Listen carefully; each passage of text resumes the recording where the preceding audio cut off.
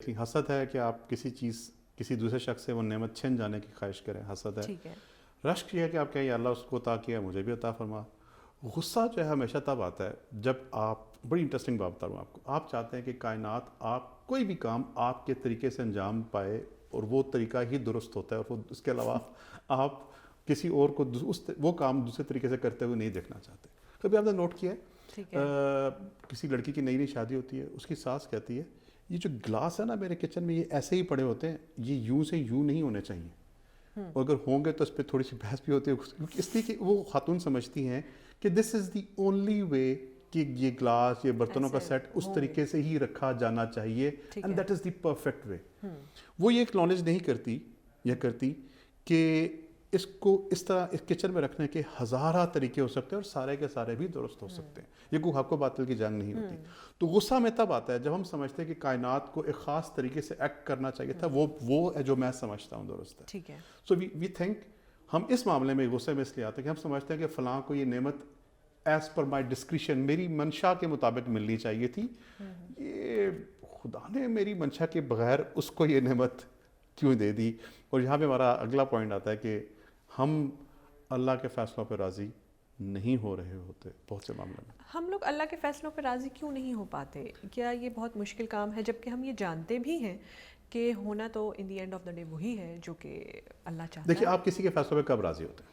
اپنی common life میں دیکھیں، آسان سی، بہت آسان سی بات ہے. کہتے ہیں کچھ باتیں اتنی آسان ہوتی ہیں اوجھل ہو جاتی ہیں بڑے بڑوں کے لیے. بالکل. ہم کسی کے فیصلوں پہ تب راضی رہیں گے، فار ایگزامپل اگر آپ کسی مشکل کا شکار ہو جائیں، آپ اپنی تمام سہیلیوں میں سے، دوستوں میں سے اس بندی کا انتخاب کریں گی جو کہ سب سے زیادہ وزڈم والی ہوگی، جو سب سے زیادہ آپ کی نظر میں اس معاملے کو زیادہ سوجھ بوجھ سمجھ سے ہینڈل کر سکتی ہوگی.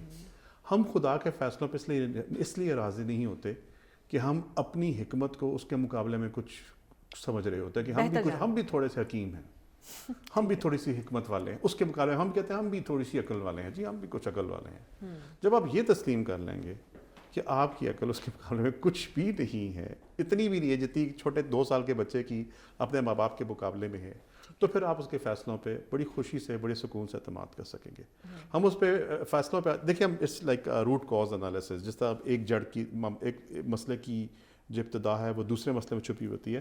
ہم اس کے فیصلے پہ اس لیے راضی نہیں ہو سکتے کہ ہم اس کو اس درجے کا حکمت والا مانتے نہیں ہیں. ہم یہ سمجھتے ہیں کہ شاید ہمیں بہتر پتہ ہے کہ یہ معاملہ یوں ہونا چاہیے تھا، اینڈ دیٹ ڈیفائنز ایز بے صبری. یہی کہ کسی صاحب حکمت کی بات کو، اس کے فعل کو ایکسیپٹ کر لینا صبر کہلاتا ہے. تو ہمیں اس کے فیصلے میں صبر نہیں آ رہا ہوتا، تو ہم اس کو اپنے جیسا سمجھ رہے ہوتے ہیں. ہم اس کی وزڈم کا لیول اپنے معیار کے مطابق پرکھ رہے ہوتے ہیں اس ذات کریم کا. گستاخی ہے، سیدھی گستاخی ہے، سنگین گستاخی ہے. تو اس وجہ سے ہم اس کے تو ہم 3 باتیں، اس کے فیصلوں پہ اعتماد، الٹیمیٹ اعتماد بھی آپ کو خوش رکھتا ہے کہ آپ کسی دوسرے کی کامیابی پہ، کسی دوسرے کی نعمت کے اوپر آپ بھی دل سے خوش ہو سکیں. کہ اگر اس کو اللہ تعالیٰ نے اس کو کچھ نعمت عطا کی تو اس کی بھی ضرور کوئی مسئلہ، اور ایسا ہوتا ہے کسی شخص کو نعمت عطا ہوتی ہے کسی چیز کے صلے میں، کسی امتحان جو دے چکا ہوتا ہے یا دیا جانے والا ہوتا ہے، یا اس کو کوئی ٹیسٹ لینا ہوتا ہے، تو ہمیں نہیں معلوم. چونکہ ہمیں نہیں معلوم تو بہتر ہے کہ ہم اس بات پہ زیادہ اس پہ غصہ کا اظہار نہ کریں. کیا ہو سکتا ہے؟